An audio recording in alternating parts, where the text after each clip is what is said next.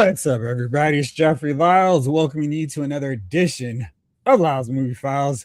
Joining me as always is the little brother Jace, who has a bad wing. He ran afoul of not the Red Rooster, but of Mr. Bob Backlund. So let's show everybody how you're doing there, bro. Shot. I'm doing okay. Got to remember that sometimes when you're bench pressing, sometimes the bench press gets you. So I'm living. What are you sporting there? What do you mean? Oh, you're talking about my new accessory? Oh, yeah. Quality. Oh, I need as long as I don't have to see the hospital bill. Awesome. Better believe Talk about things I do not want to see. Yeah, you don't. Yeah. I'm in the middle of paying for one now, and it's like, gosh. On the plus side, my deductible is paid for now. That's not a plus side. Well, yeah. I mean, I'm just gonna have to make some random hospital visits. Like, what's up, everybody? How we doing? Run me through the test again. Hey, this one's on y'all. Let's run it back. Full body scans for no reason, y'all. Take it all in. Well, we're just a couple more days away from summer officially starting. I always find myself, it's like 90 degrees, walking is hot, summertime is started. I don't care when the calendar says it is started. And I hope everyone is staying cool if you're in a place that gets nuclear, like our beloved area. Yeah, I mean, that's the official start of summer. The first 90 degree, 2 consecutive 90 degrees, summer. Like, yeah. Man, I met you in the summer. All right, let's see here. We have today, of course, a topic brought out by our discussion last week. And I decided to expand it to not just the worst sidekicks. I also want to include the best ones. We're not going to do that now, but for those of you watching, get your list together and have it ready. Don't put it in the chat now because it's going to get lost in a sea of other responses, but get them queued up and ready. Jalen Parks, what's up, folks? What up, Jamelin? What it is? No storms this week, thankfully. Man, it was funny because I went back and looked at the episode, and I'm just like, how the heck? Why was my camera acting that foolish? It made no sense.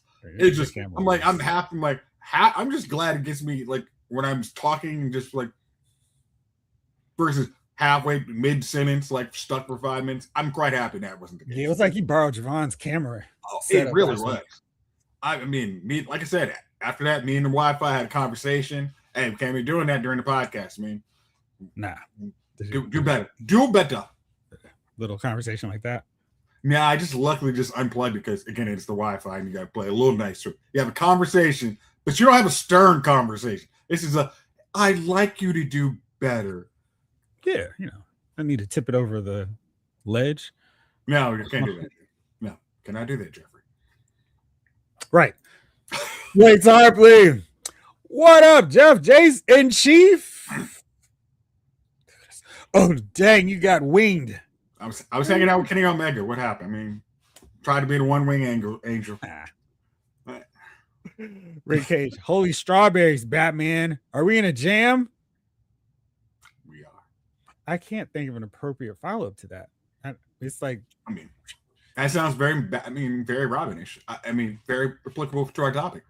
Spot on. Jamelin Parks. Sorry to see that you're injured, Jace. Thanks, Parks. What did it look like? Jace, what happened? Did you dunk on Thanos? If so, it was inevitable. Yeah, he did it to snap. It's true. King Collector. The King is in the building. What's up, Royalty? What's up, y'all? Jamelin J. King catching strays as always. No worries. Well, I think we're in a new quarter now, so he might be showing up in any episode. Mm-hmm. Yeah. All right. Well, it was just we're in this weird period of the year where nothing's gone on, and it was like there's no news. It's just not really all that exciting. But we have next Wednesday. Get your list together for the best films of 2026 so far. I feel like I've got a pretty strong top 10 list of films already. So if there was nothing else that was going on, I would be pretty confident in what I've seen to come up with a very quality list, even though I haven't seen some of the biggest films. Right now, over on LylesMovieFiles.com, I'm at 29 reviews for 2026. I can tell you Scream 7 won't be on that list. Spoiler. I mean, but what about I Know What You Did Last Summer? Fortunately, that was last summer. No need to revisit it. Jamelin says, "Don't worry, old chum.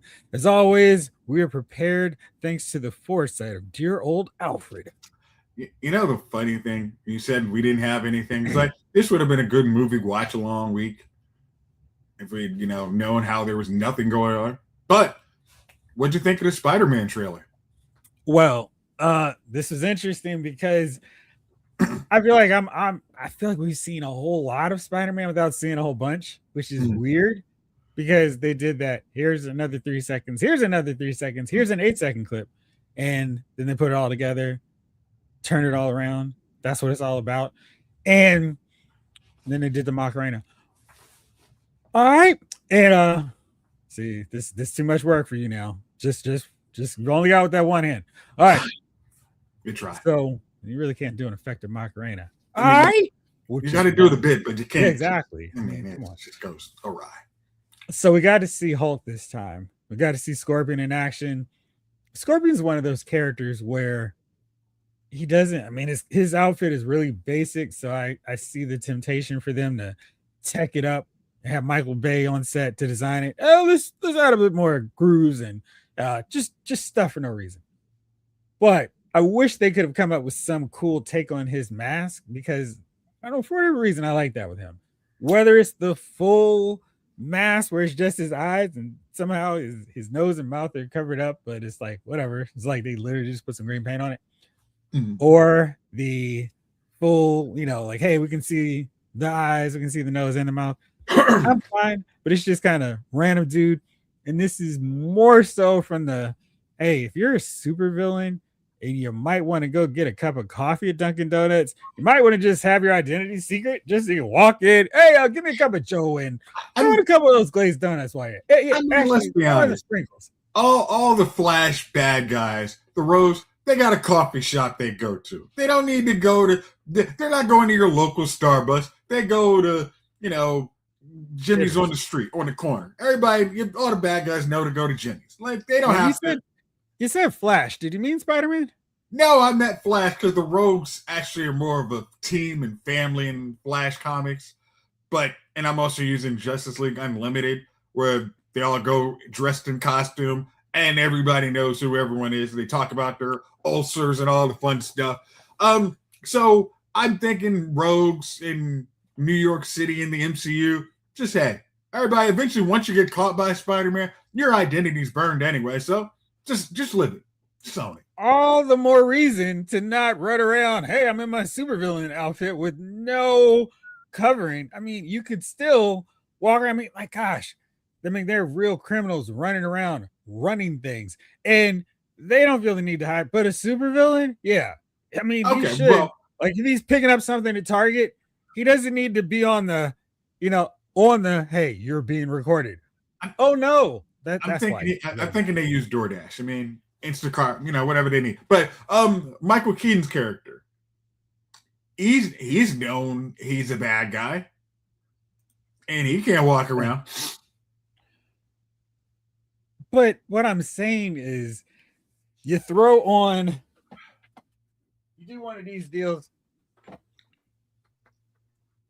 you can walk around, and these guys are like, yo, it's me. I'm Scorpion, and I just don't understand. And I know I have gone too long on this, but it's something that drove me nuts in the pre-MCU days where everybody's like, oh, this thing is so sweaty. I can't wait to take it off. Oh, man, there's 100 people around me. Please don't tell anyone you know who I am. Yeah. Yeah. That was always when the Tobey Maguire was, okay, he might not like the mask, just let them take it off for 5 seconds and then restart this filming up. Like, we don't need to do this. Because it's We'll really work not like Tobey Maguire's running around doing the stunts in the mask anyway. Yeah. It's like, it's just weird. And that's a carryover in Blake. Yes, the Scorpion looks very much like the Andrew Garfield universe, right? Where everybody's animal themed outfit was techie.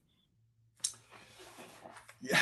But I mean, for Scorpion to me makes sense to be a little more mechanical. I mean, from what we've seen in the MCU and the MCU TV universe, I don't, again, not being well versed in Scorpion's actual powers, but I'm thinking, hey, some tech against Punisher, Hulk might be a good idea. It's a mechanical suit with a big honking tail, and it's just a suit he's stuck in, and he's got a tail, and he lashes out literally, and that's the fun of supervillains, where he's running around in this suit, and it kind of has like some plated armor kind of deal anyway. I feel like sometimes to make it more realistic for a guy who has a mechanical tail, like, listen, just why are we doing this? There are ninjas running around this trailer. There's a dude who turns green and he becomes 9 feet tall. I think we can suspend our disbelief and just go, you know what? I'll allow it for a guy just running around in a cool armored up suit that doesn't have to have all the plating. Just, I don't know. Dude, I mean, I did a quick little search, and there are some I think Marvel Contest of Champions has a very cool outfit for Scorpion that could have been translated into the MCU pretty well. All right, it's not that much in the chat, but there's some stuff I want to get into. Okay. First, David Thanos, what's up? Oh man, yesterday was crazy. Sat on my couch ready to go. Found out it was Tuesday. Oh man, there's so many nights where, you know, I may be busy doing something. It's like, oh shoot, it's 7:30. It's like, wait, it's Wednesday. Oh no. Other days where it's like, that was 3 days ago. I don't know what you're doing, but you don't have to get ready for a show.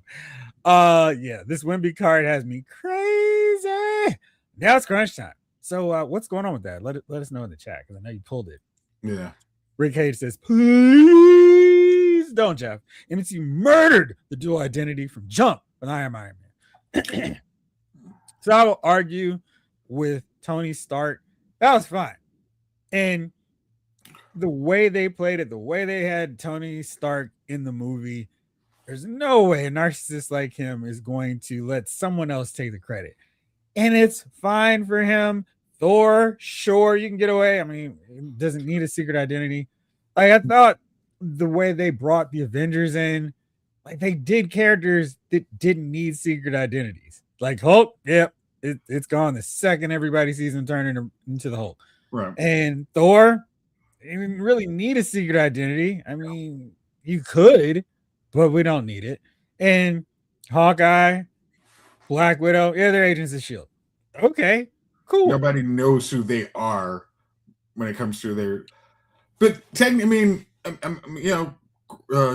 Rick Cage is right. They haven't actually done. I mean, Spider-Man is the only character in the MCU who actually has a secret identity. Everybody else is known. Everybody knows Doctor Strange, Fantastic Four is everybody. Nobody knows Doctor Strange in the MCU. Now, he's not moving in the shadows like a doctor, but nobody knows he's the world's greatest magician either.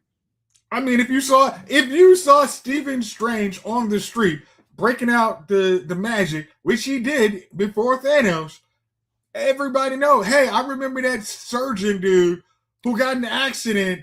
Oh, man, he's Doctor Strange. Oh, come on. Who's the most famous surgeon you know right now? With a surgeon who gets into an accident that New York probably has it on the TV. I don't know any surgeons who got. He's a world-renowned surgeon who got into an accident.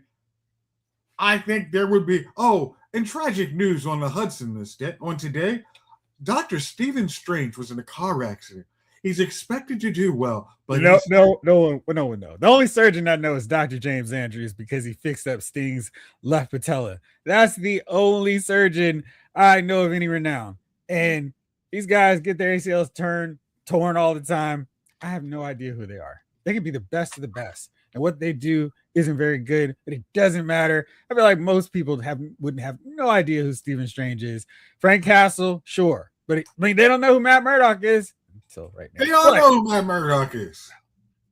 He had a secret identity. So Luke, everybody knows who Luke Cage is.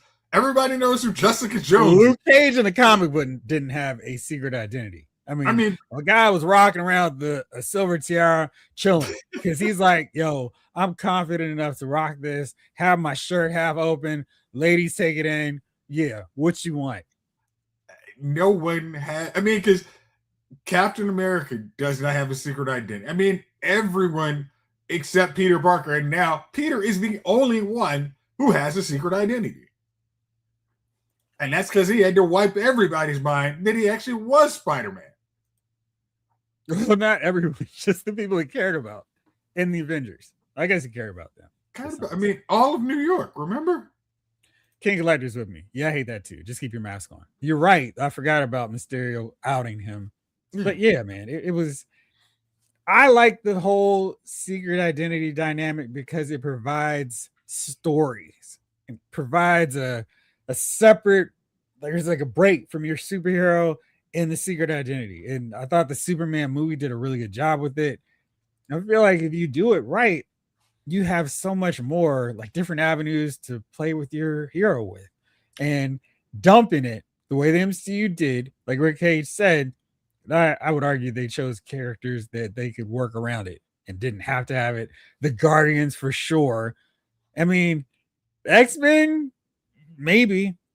This, of course, is just an annoying, frustrating trend that kind of got going after the initial run of Marvel films with the Tobey Maguire Spider-Man, the X-Men movies, where it's like, who needs a secret identity? I'm a huge fan of it because I think it offers so much more. I think probably the best indictment of why you need to keep a secret identity is when they had Superman get rid of Clark Kent, and it was like, oh, Lex is like, oh, okay, no problem, I'm good, I got you. Like, that's the idea of, hey, so going back, even using Superman from Zack Snyder's universe, where all the people are, hey, why does Superman get to decide my kid's not important versus somebody else? If you understood who he was 24/7, that dude, he'd have to be in the Fortress of Solitude all the time, because everybody would be, hey, guess what? Hey, Soups, knock knock. Hey, Jonathan, Martha. Hey, how you doing? Can your son fix the tractor over here? They would annoy people. Even the original Superman said, people will overutilize any resource. If you don't stop them from doing it, they will annoy the hell out of you. So keep your Clark Kent identity, because they will use you. Instead of getting better, they will decide to say, do everything for us. Yeah, true. Right. King Letter says, not me. I prefer that classic Scorpion look. They need to make the classic look work without putting that extra texture and text stuff on his suit. Yeah. If it's putting texture in and tech details versus dude running around in a leather trench coat and having a tail, of course, I'll go with this version. But I feel like we've seen some really good costume designs. I think the boys did a really good job with the costumes. So it is possible to just translate that comic book look. And the Spider-Man suit, which started us into this long tangent that I'm going to fill up 2 hours with apparently talking about, shows that, yeah, they can make a great Spider-Man suit and have it look good. Punisher looks like the Punisher, dish the beard, which again makes it feel like One More Kill was just like, what was the point of this? And Hulk looked good. He didn't have Jace's sling. He was ready to go do his thing. I'm very curious who the big bad is, because that was something that they hadn't kind of shown us until this trailer.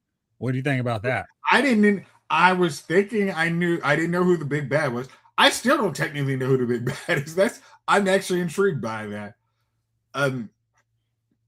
I think we can. I don't even know if we need to have a big bad. We know the hand's in there. We know Hulk's in there. We know Spider-Man's doing some kind of evolution. I'm pretty game for whatever they do. I think the good thing is Tobey Maguire isn't gonna. I don't think he's gonna pull a Thor: Love and Thunder. I think they're gonna try. Hey, we know we have to make this movie good to get to Avengers Doomsday. We can't phone this one in and think everything will be fine. Like, that's not gonna work. So I think in quality control is making sure this is good. I'll be fine. Whew. So David Thanos just sent this. Oops, wait. There you go. Oh yeah. Ooh, la, la, la. La, la, la, la. Good. Right. Good stuff. That's pretty impressive. Most impressive. And Blake, I did write that down.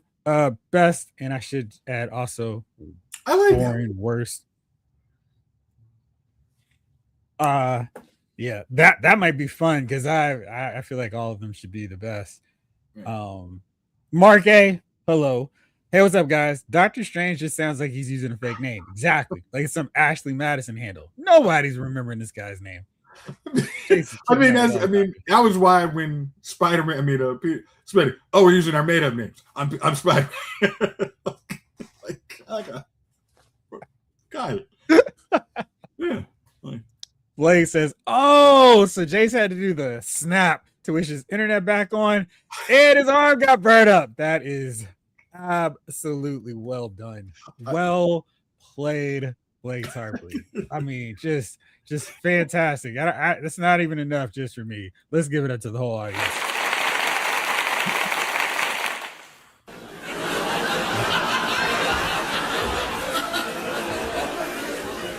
I was in that studio audience when they made that left. It's the next 4 giveaway. Wait, this keeps going. Now you might need to figure out. It just keeps going. It's like the joke that never ends. If it hits the next 4 giveaways, are you on? No, if it hits the next 4 giveaways on you, right? That made up name line was great. It absolutely was. Just got a new soundboard. Love it. Yeah, I think there's a way that I can add some more stuff to it as well. Oh yeah, part of StreamYard. You should have at least the top parts of your keyboard. You can set them up, each one to be a different sound, and work from there. Well, let's see here. Oh, so maybe I can put in a dang decent to the soundboard. That'd be great. That was dang decent. Okay, nice. All right, so to answer your question in actual detail, because I went way into the details, way into the weeds. It was cool seeing Punisher and really nice seeing Hulk unleashed again. I'm wondering if that's just going to be a really quick moment in the movie. And it's like, here's the one scene where we see Hulk. Because if so, I'm going to feel like, oh man, what a bit of a letdown. Very curious to see what happens to the world and why Spider-Man's eyes are getting red. Is Visine one of the sponsors of the film? The hand looks pretty cool. I would love to see Daredevil. That's kind of annoying that I was like, we can't have him play in the sandbox here too. Because we do see that the new mayor of New York is from the Daredevil universe. So it's kind of how does she get to play? And Daredevil's not. But of course, Matt Murdock showed up in I don't know. Maybe it's the opposite way around. Remember the end of Daredevil. What did you say? Remember the end of Daredevil. Why we can't see Daredevil. True. Yeah. If only more things could be dang decent. Exactly, Snowglare. True. David Thanos says, so to give you an idea, the closing for the auction Sunday, 10 p.m., 15 minutes to close on another auction. I was looking at the Wemby card. Was it wow. Oh man, you got a whole house coming. Man. Oh man, loaded that soundboard with all the cheapisms. Sir, dang decent. Garbage. Yeah, I'm gonna give you some homework, Jace. Get the best version of those. And I'll load it up to the soundboard. The soundboard was one of my favorite gags that Craig Ferguson used on his late night show. Well, I guess we're early night show, Rick Cage. Yeah. We need the boom sound effect. That's the rank number 1 in all sounds. Yeah, I would assume it does. I think we know one right after. That one? Yeah, we got to use the Southwest Bell. All right.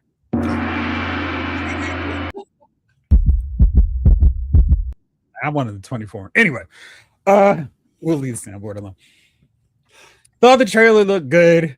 I was already looking forward to it. I am kind of in a I don't care about any more trailers.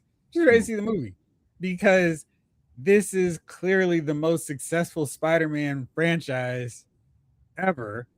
Is this reached its fourth movie? So just by virtue of that, and there have been multiple Spider-Man films that have at least had two films. So the fact that this has four, it's like they know what they're doing with this, and I see no reason to suspect this is going to be any different.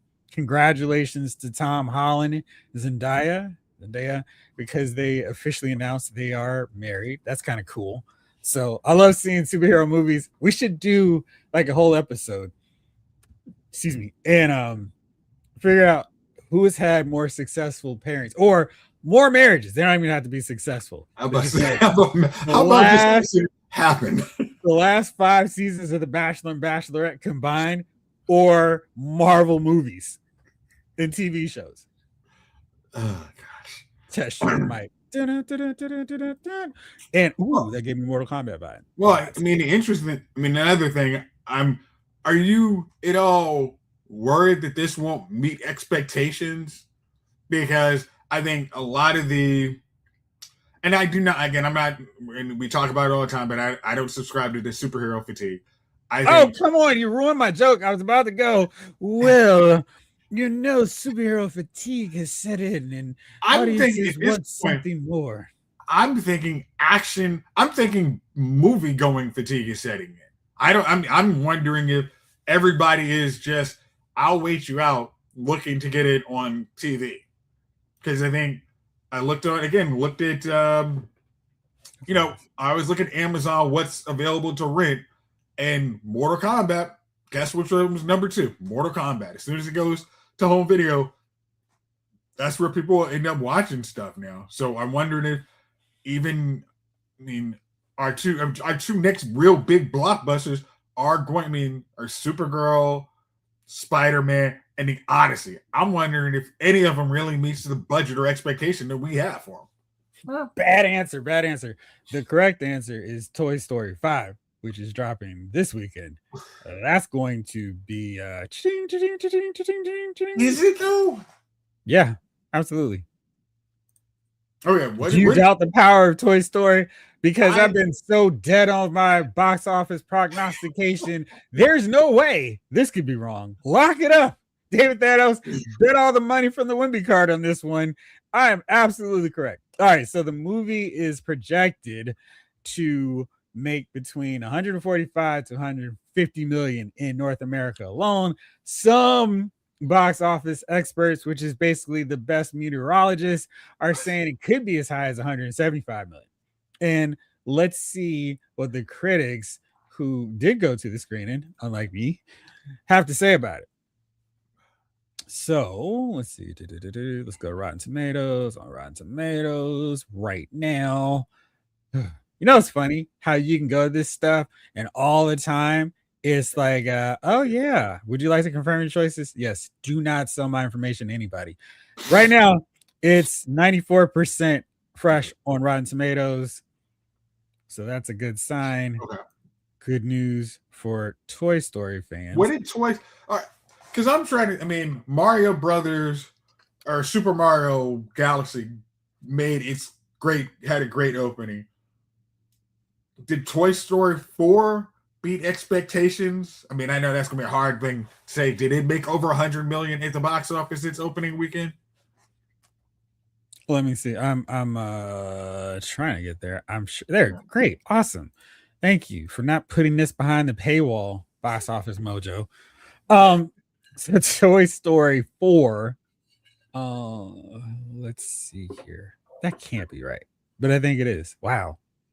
All right, just to give you real perspective on how this thing that's wrong. Let's do this.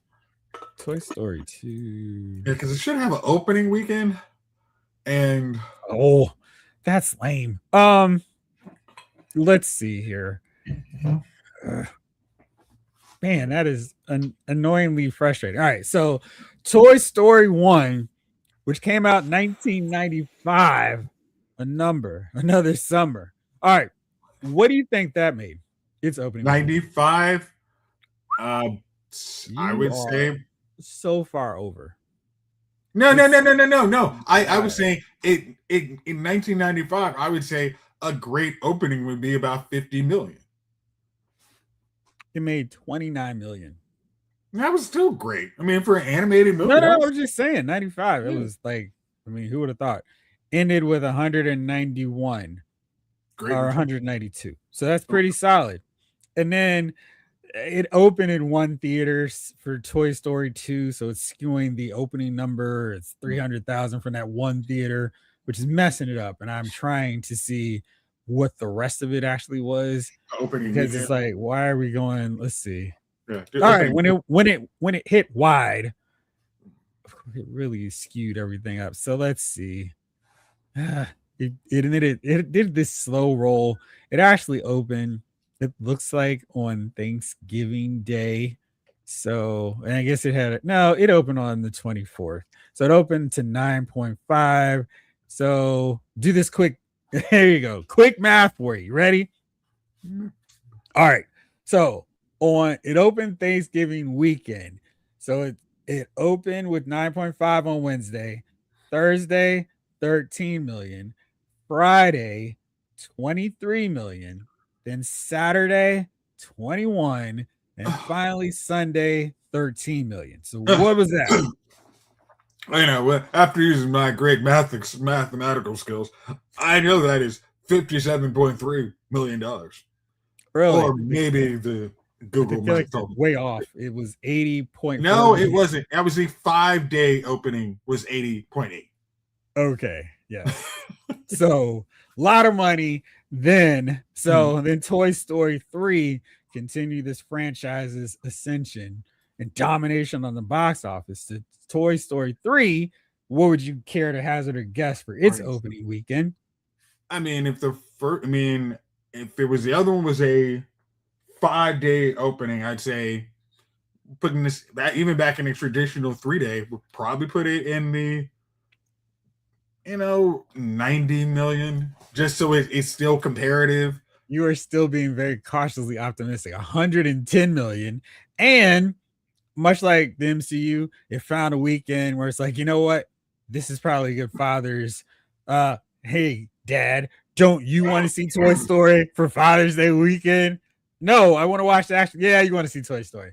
So this is the first one, June 18th. And then Toy Story 4. I'm sorry, Toy Story 2 finished its run with 246 million. Okay. Toy Story 3 finished its domestic run at 415 million.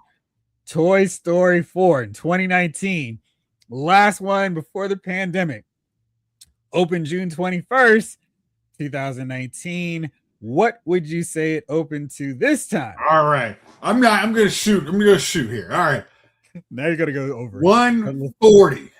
140 is too much. It was 121 million. And it finished its run with 434 million. So that's why they're going 145, 175, because it feels like that's a pretty safe bet. It is right around the same trajectory in terms of how this franchise has historically done at the box office and how it's fared with critics. Go back to my Rotten Tomatoes one. So Toy Story 4, which some people go, why did they even make it? It ended with Toy Story 3.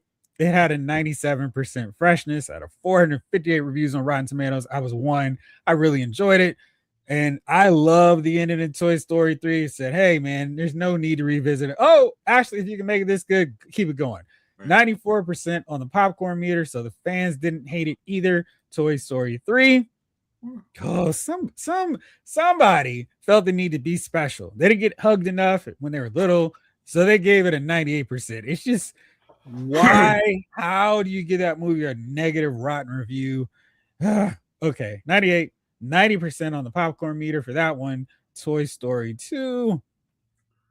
Let's see. It had 174 qualified, likable people, 100%, 87% on the popcorn meter, which is interesting. The first one got 100% as well, 161, 92% on the popcorn meter. So apparently, the more critics got to review these movies, like I said, Toy Story 4 had 458.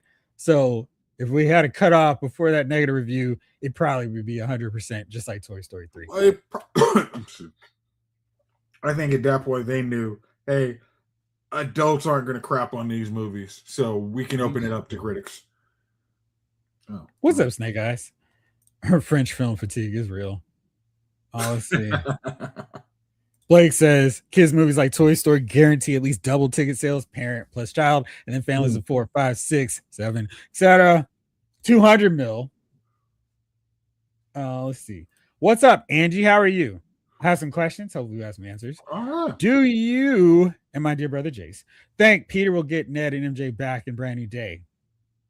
I don't know. I feel like if they keep him away and keep them his buddies, but they don't know who he is, that's better because he has to protect his secret identity. I think that's more fun. Yeah, because the Star Wars question too. He was really he had no intention of actually letting him know his secret identity. It was a fluke when Ned found out, and MJ, because she was just so perceptive, the longer she was around him, she figured it out.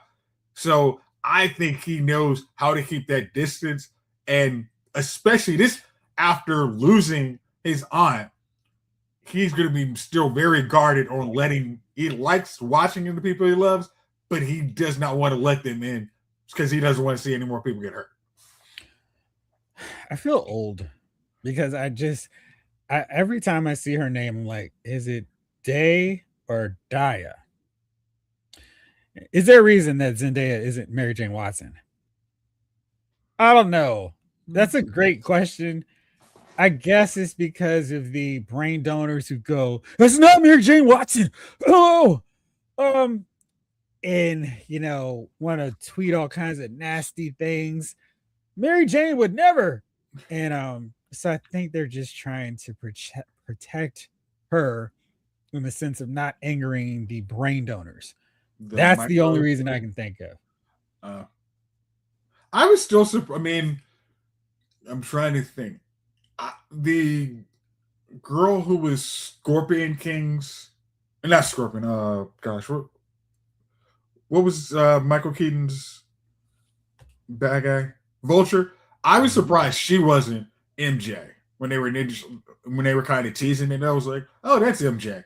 And then Zendaya's like, hey, what's going on?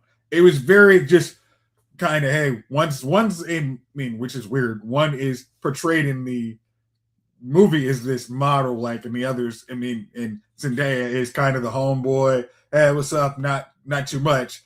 And then, in real life, she's a model and doing stuff. But I think that it was just probably I think they just wanted to go with we're doing something different. That was a long bunch of words, but yeah, I think they did want to just do something different.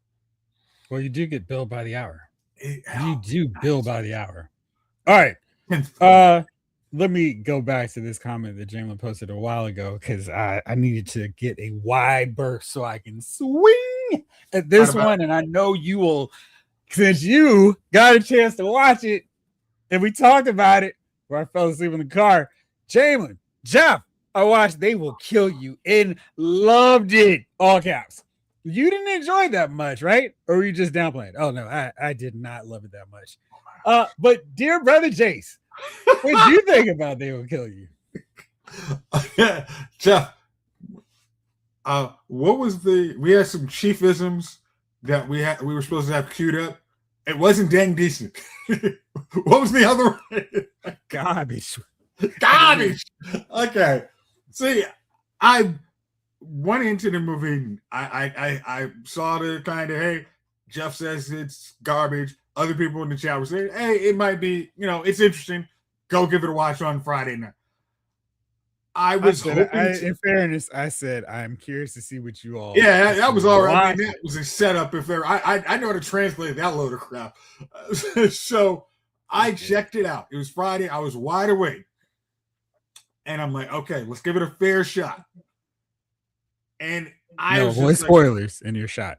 It was in I watched it. I just thought the director did not understand what tone he wanted to go or she wanted to go for the movie. Because I was I was wondering, all right, dude, what are we doing here? Is this because HBO says this is a horror comedy. And I'm like, wait a minute, those two things don't really work together. I mean, it's horror or action, comedy. I couldn't find the comedy a lot of times. I mean, there was some stuff that was just totally different than the rest of the movie. And that took me out of it a lot. I did not laugh at all in the movie. There were some interesting shots in there, but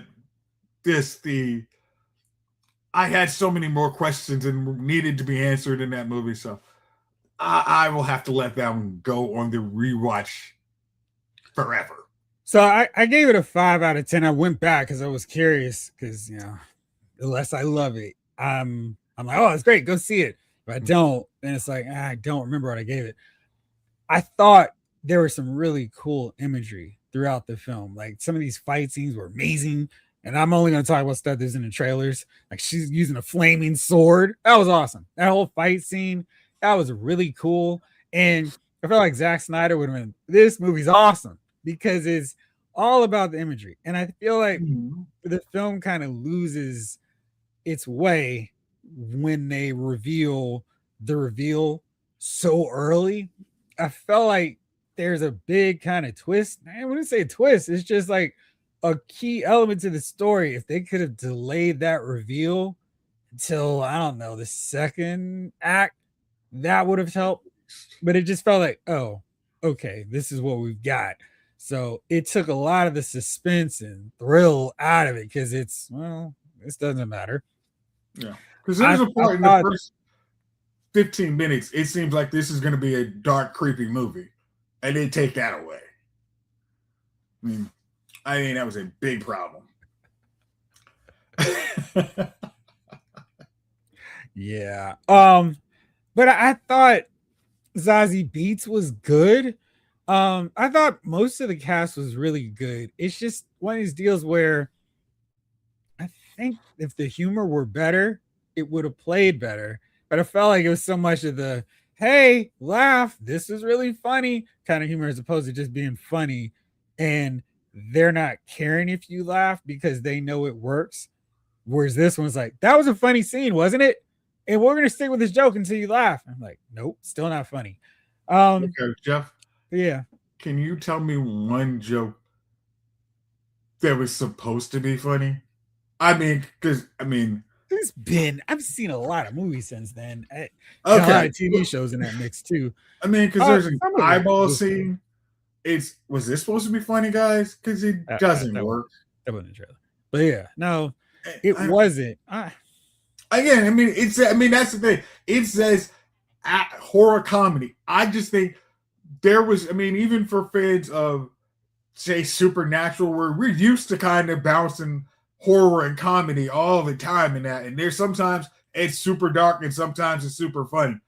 This movie didn't have any element. It was just, all right, I guess you're going for comedy. Horror, but I'm not seeing the comedy here at all. There was a hallway scene that I actually remember laughing on, and Patricia Arquette was pretty funny in. And some of the hallway stuff was cool. Like there's a really great shot where everybody's going up. That was well staged. Like I thought the action was good. I thought some of it could have been toned down just because it's like excessive to the point of we get it. We don't, like Quentin Tarantino have been like, man, that's enough blood spraying around. No. He said, can we add in a couple extra words? I love those words. Like for no reason at all, right? There would have been a lot of feet close-ups because Zazie Beetz is like running around without shoes for a while in that movie. Jalen says Evil Dead, Shaun of the Dead, Megan, and are just a few horror comedies. I left out intentionally Bodies, Bodies, Bodies because I thought that was a really, really great horror comedy. And I really enjoyed that one. And I feel like a lot of people didn't see it, but it's really good and a Okay, great did you example of see what you're Megan? talking about. Did you see Well, I'm Megan? just saying Bodies, Bodies, Bodies, Oh, which I okay. really liked. I mean, people like Megan, and not that it got a Oh, okay. sequel, but yeah. Jamelin says, I didn't think it was jokes as much as just the absurdity. It was absurd. The amount of blood itself was amusing. I think the excess of everything was mostly the humor. Yeah, it was a lot. And then See, I there's that mean, one scene that they don't mention in there. because there were it was to me. I was thinking, all right, are we going for Kill Bill here or what? And I didn't think Kill Bill was funny. I thought it was a bloody action movie, and I think maybe that's on me. Maybe I've gotten desensitized. I don't know. All right, so that's everything on that. And let's see. There's one other thing that Jamelin saw. I'll go back to that. There we go. I should have started these. I also watched a movie called Slanted on Paramount. The ending left a little to be desired, but it had some decent body horror. Okay. So, mom and dad watched this movie. I'm trying to remember if it was on Amazon or if it was on Netflix. And no, it was a show. And they were like, oh, yeah, it's good, but the ending, not great. I'm like, but you should watch it. No, I'm not. You said the ending was bad. So, left a little to be desired. Maybe I'm still curious to check it out, but Okay. So on Paramount, that's the other obstacle for me on that one. see, to me, that gives me hope for a movie. If you say the ending's not great, I may disagree with your take on the ending. I mean, because what was it? The Tyler Perry movie with Taraji P. Henson? Straw? Straw. Like, you hated it. I was like, I actually appreciated the ending. You're like, oh, the ending just takes you out. It's garbage. I was like, I can defend this ending. This is. I wasn't just after the ending. The whole movie wasn't good. It was a comprehensive thing. Yeah. I liked how the deal ending with that switched the rest of the movie. So I can, if you can get me at least to that 90%, I'm good. Because, I mean, what was it? Send Help was another. I would like to try this. I checked it out, and then I also was like, oh, that last act was a little dicey. But it was worth, I think it was worth watching to have a conversation on. So Slanted might sound like something interesting if it's not just on Paramount. All right. So since I'm sure we're not going to do a straw watch along, the whole interaction with her boss, that was the point of the movie. I was like, oh, where's the checkout card? Thank you. I'll take it. Thank you. I was like, this is absurd. And the movie could not salvage itself. Tiana Taylor's wigs were like a co-star alongside her in the movie. Like, nope. And she's model walking. I'm like, what is going on with this movie? I'm thinking there aren't a lot of detective women rock around in heels. I'm thinking the guy put some steps in there now rocking heels. But okay. It just felt so out of place with that movie. King Collector says, if you do marry Jane, you need to do it right. Comic style. Right? Well, see, if we're going to go down this rabbit hole, see, my whole thing is, okay, if you just pull up an image of the Justice League of America, if you pull up the Avengers, gosh, for decades, if you pull up and use the inspiration, stuff that came out 50s and 60s, there's not going to be any representation. And so to go, got to do it right. I mean, is right doing stuff from back in the 50s, the 60s, and well, this is right. That's what they did. And I feel like if they can, like with Man at Arms, and then there's still some morons who are like, well, this Man at Arms should be black. If you don't change the core of the character, and I know what you're saying about the attitude, the red hair, I'm with you more on that than the comic deal, because the comics are, I'm gonna say outdated, but it's like it's okay to have diversity and to have more races represented, not in a hey, let's just check the boxes, but a natural, organic way. And that's why I felt like making Nick Fury Samuel Jackson, that's fine. Nobody cares about Nick Fury in the sense of like, hey, but he became a core aspect of the MCU's first two phases. Yeah. So it's like, great, he's a linchpin of this thing, and that makes a lot of sense. For Mary Jane, I think they could have had Liz as that Mary Jane. She's more model-less. You dye her hair red. She's the popular girl in school.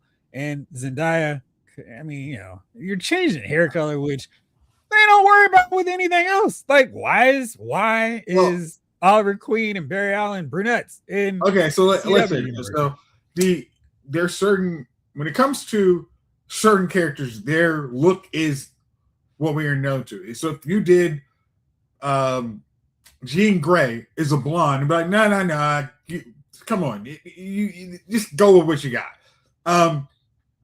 Barry Allen, yeah, it's hey guys, we can have Barry Allen be a blonde. It doesn't matter because there's enough other people in this show. You can easily go around. I mean, I know everybody was in a tizzy when what's this girl's name? Gosh, I'm blanking on his love interest. Help me with anything. Barry Allen's love interest. Oh, Iris, yeah. When the CW, oh, she's not Iris. Hey, I'm like, do you use your freaking eyes? Like, does that freaking matter? But I actually was griping about it because Ben Affleck dyed his hair a little red. Yeah, you could. I mean, those are cosmetic things, hair colors.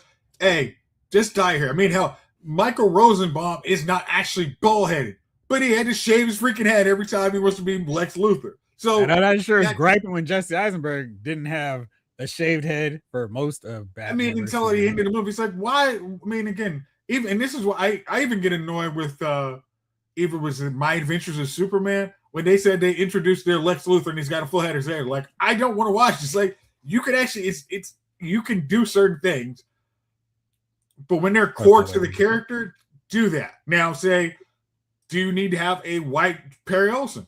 No, you don't. And I think that's why they've understood, yeah, we're going to change certain characters because if we do use the original source material, it's a very bland movie.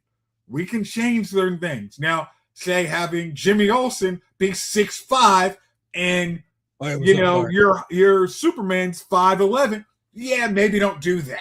Like, you have to play around at the edges to get people in there. I mean, but you can't, when it comes to the main characters like a Mary J. Watson, needs to be Model S red hair.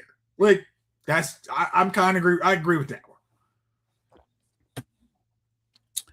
Kirsten Dunst was a bad Mary Jane, by the way. Because you could have used Emma Stone. Hell, in Easy A, she dyes her hair and she's actually a blonde, but she dyes her hair as a brunette. So you could have easily switched her in and would have had no problem. I mean, hell, Bryce Dallas Howard as a blonde. What are we all doing? I mean, and at that point, it was one of those. I get Kristen Dunst is really good. I really enjoyed her and Bring It On. But Shannon Elizabeth was Mary J. Like, that was an easy casting. I get she was in American Pie, and yeah, but that's kind of what we need to have as Mary Jane. Like, this is a girl Peter has no shot at. He should not even be looking in her direction. But that's what you need, and not Kirsten Dunst. Kirsten Dunst was a nice, cute girl, but he could have pulled her. There was nothing stopped him from pulling her.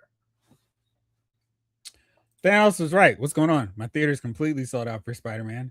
Oh, right. Wow, I didn't think the tickets did just go up. They just came out today. Oh, well, that'll do it. Yeah. Let's see. King Glider says, I don't like race and gender swapping in movies. When it comes to characters I care about. For example, I just heard that's an incorrect thought. I know there were some concerns, Pearl clutching over the thought of making Achilles Elliot Page. He's a very specific person. He's Brad Pitt. I'm sorry. I don't care what you said. Troy is the prequel to this. So anything you do, I'm just going to go right after. I'm going to watch Troy, and then I'm going to watch the Odyssey. It's literally the story. Like, what are you talking about? Like, Achilles dies. Oh, man. If it wasn't that freaking Orlando for freaking shooting him in the back, taking him out of the Achilles. Freaking guy. Yeah, Hey, Achilles got shot in the back with an arrow, right? No. Like, man, that was a cool way to actually keep it going with mythology. That was really cool. But yeah, I mean, because when they were talking of making like Superman, they were going to use Michael B. Jordan as Superman. It's like, guys, why are you going to subject that dude to this bull crap? If you do that, there is other characters you could use Earth 2 Superman and not have him Superman. And I mean, it's an interesting idea if you want to do it, but don't make him Clark Kent. Just don't. I mean, just you have so many. You're gonna have 10,000 review bombs. Then it's not worth it. I mean, it's get an audience you want. Don't force your actors and actresses to have to deal with the people, the internet's BS.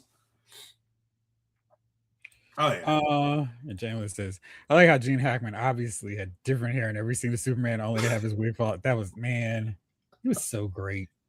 Just outstanding. Lex Luthor.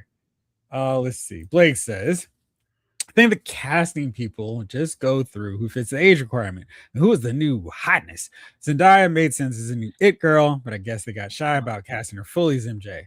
I would agree. Yeah. Oh, Hollywood has not shied away from swapping characters. Why would they start with Zendaya? Yes. I mean, it's I don't get it. I do think that they definitely have a different take on Mary Jane for this Spider-Man world. It's kind of like this is the third crack at these characters, so are you just gonna try to do the same thing over again? I don't know. I think MJ could be different, and it's all good. Yeah, in this world, MJ's a MIT potential Rhodes Scholar, going on to grad school and doing great things. This is very different than the other takes. I mean, our two takes of MJ, because Andrew Garfield didn't have an MJ, right? Yeah, Gwen Stacy. Yeah, I'm pretty sure. No, it was just Gwen Stacy. So they were trying to bring in Shailene Woodley because she was the new hot it girl at that time to be Mary Jane. I think they cut all her scenes from the movie. Oh wow. Yeah. And it clearly didn't matter. Pack Rat, good times on Movie Fowlers. What's up, man? How you doing? You have not missed the whole stream. We've been talking about all kinds of rabbit holes tonight. It's just I thought we wouldn't have anything to talk about. Silly boy. I mean, let's see. We've seen you on your show. You know how to keep the audience engaged. Michael Solis says Zendaya also made it in a time where they were trying to tone down Mary Jane being a supermodel. They did it in the game and the TV shows. Zendaya, Oh yeah, they did. But I feel like it is so silly, and because modeling arguably is a bigger career for young women specifically. I mean, you don't see a lot of dudes having, not that I'm looking around, so I wouldn't tell you, but Instagram, OnlyFans, like women could just be like, yo, I'm hot and make money just off of that. So if any time frame was, I don't know, maybe we shouldn't have Mary Jane be a hot model, it's not this one, because that is legitimately something where a dude in modern times, if they're always trying to be relevant to today's younger crowd, and I'm officially out of that. And it's like, oh no. Okay. But it's like, dude, she should be an Instagram OnlyFans. No. Like, okay, so here I say Instagram model. Who's smart? Here's an easy one. So Kendall Jenner is not, she's a model. She's not doing anything sketchy or anything, but she is a model. She got her start, based on her sister's career, but she's a model. I don't see anything that anyone would be like, oh, that's not a good thing. No, she's not unhealthy. She's a model. Like, I don't get that. What's up, Henry G? Good evening, Jeff. Good brother Jace. Movie Fowlers, hope all is well. We are well. How are you, my friend? Yeah. I mean, because I remember playing the Spider-Man video game, and Mary Jane is very different. It's really homely. Is that the word you're looking for? Yes, very homely. She's homely. Like, it was. Wait a minute, who's this? Like, what universe, man? Really? Wow. Angie wants to know, bro, do you think Keanu Reeves will play a great Darth Revan? And if you watch Maul, Shadow Lord, yes, do you think that the pink Twi'lek Devin will become Darth Talon? Take it away, bro. Oh man, okay. So this is I think Kano cannot play a good Darth Revan. I mean, I just watched I watched all of the John Wick movies. He's a great action hero, but I think Darth Revan has to be a little more dynamic. I mean, in this, he's a hard one because everybody creates your Darth Revan how you want him, and even though, and I think it was in KOTOR, the memo, he looks very similar to a Kano, but I don't think Keanu can really do that, even if that's kind of what they were going for. So that's my first thing. Now, was Angie's second part, Darth Talon? I do believe that's what they're going for. I think that's we're all kind. I mean, is she once she embraces her rage a little more, maybe her skin tone goes a little closer towards Darth Talon, because as much as Dave Filoni is a fan of George Lucas was going to make his initial 7, 8, 9. The bad guys were going to be Darth Maul and Darth Talon. And I think I can't use Darth Maul anymore because I killed off Darth Maul, but I can use Talon, potentially creating this gap after Force Awakening. I'm sorry, not Force Awakening, but after Return of the Jedi, and maybe coming up with some new stories where Darth Talon can fit in. So. All right. So there you go. I haven't played the Knights of the Old Republic, and Jace won't let me borrow his Xbox. So I will let you borrow the Xbox. I just have to get the Xbox fixed because for some reason, every time I played it, it would crash. So I will find a way to make it so you can play that game and then lose your crap when you see all the things like, oh, this is what Mass Effect was going for. Got it. Yeah. Gotcha. That's what I need to play next. There you go. That's a long rabbit hole. Yeah. And that reminds me, I still haven't finished playing the first one. I think what's happened is like this game is going on forever. What else can I play and beat? And I played Saints Row. So yeah, that's the problem with it.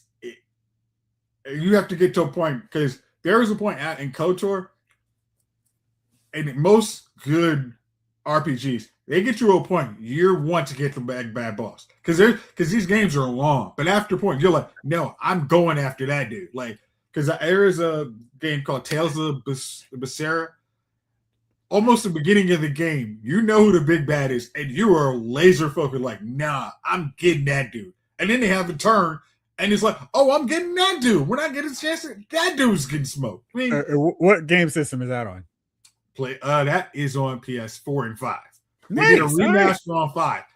If I didn't have it on 4, I would get it on 5. That game is great. Well, maybe I should borrow your version then.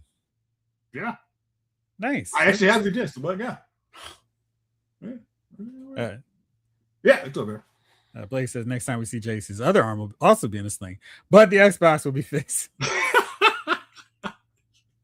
You know,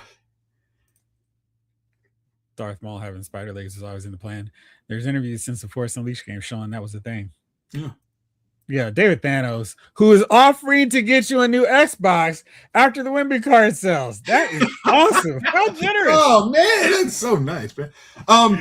If that would be one of the few things, I don't know if Xbox Live has the ability to do backward compatibility, but if they actually had, if they had an ability, I would say everybody who likes good MMO, I mean, not MMO, but role-playing games, go play it. I mean, Knights of the Old Republic. I like 1 and 2, and if you can find the 2 that has the updated all of the content that was supposed to be put in the game, you're going to enjoy the hell out of those games. Wait, David Thanos. Yes, it is backwards compatible. And Blake says, hey, if you're offering up stuff, David Thanos, he does one in the Xbox too. Yeah, why not? Tell you what, I'll get an Xbox from David Thanos. Dude, I mean, hey, we were waiting for that Lyle's Figure File giveaway. Man. There you go. And then there's probably somebody else who would be down to get an Xbox as well. It's this guy. This guy. Now queued up. There we go. Great. What up, Chief? Hey, what's going on? Cooling. David Thanos is giving away a bunch of stuff. He's really excited, and he is like, what can I get everybody? So Jason and I and Blake have just put in that we would love to get an Xbox. So it's really exciting. I already got an Xbox. Xbox Series X. It's the new one. What's the new one? The one? I think it's is it the 2? No, I think it's the 1. Probably. Whatever the new one just came out with the PS5, I got that one. The one, the only. What up? So King Collector. So yeah, but I don't play it. They took all the exclusives away. What's up, Thanos? It used to be Halo and Gears of War and all these things that were just for the Xbox, and now there's nothing for the Xbox anymore. And that's why they're losing to the PS5. PS5 is constantly putting out just only platform games. And what up, Solus? What's going on, man? And we're not getting nothing from the Xbox anymore. So but the Xbox was a better it's almost like beta. Beta was the better version, but everybody had VHS. You know what I mean? They started, and then when you went to and all the movies, they did a deal with the movies for everything to come out on VHS, and then all of a sudden, beta just got pushed out the way. So I think the Xbox is the run smoother. The graphics are greater to me. You can tell the difference in the graphics because my eye, there's a point I can't tell the difference. I just want, not these games to cost $80 for a background in the far horizon that I will never be playing in. That takes 12 extra hours for this thing to code. Come on over, man, and then you tell me. We'll put them both on, and then you see which one you like the best, man. Okay. I mean, now you're right. When it comes to the exclusive, it's I can play Final Fantasy on my PS5. I'm gonna stick with my PS5. I mean, and having those downloaded games. Hey, would you like a free game this month? Sure, why not? Are you gonna play? Who knows? Yeah. I mean, the Xbox, is just not offering too much, man. And because you can't team up with nobody. You know what I mean? You gotta, but it is what it is, man. What are you gonna do? But I like that. I wish that the Xbox did have more. Was still in the game because I think competition breeds. What's up, Henry G? It breeds for them not to get lazy. You know what I mean? So when you go to your barber, what's up, Green Lantern? So when you go to your barber, and then after a while, your barber's got to get lazy, and you leave him for a little while, and then when you come back, he back to cutting the hair the way he used to before he started getting lazy. Because you know what I mean. I think without competition, I think they could just start throwing you anything out there. Definitely not. I mean, I was playing last time I was playing Final Fantasy.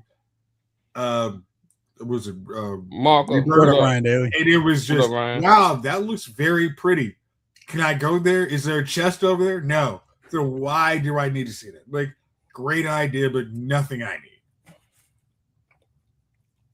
Apparently, Sheep has borrowed Javon's. I mean, we all have. We literally are trading Javon's modem this week. I don't know. Jeff, you're going to get it next week. Like, I don't know why. I'm here, man. All right. Cool. Jamelin throwing some major cannon fire, not even just strays. Chief, when you get a chance, I need you to watch They Will Kill You. Apparently, it doesn't appeal to Twilight fans. I want to know your opinion. You know what, man? I will watch it. That's what Zaza Beats. Zazie Beats. Please watch it.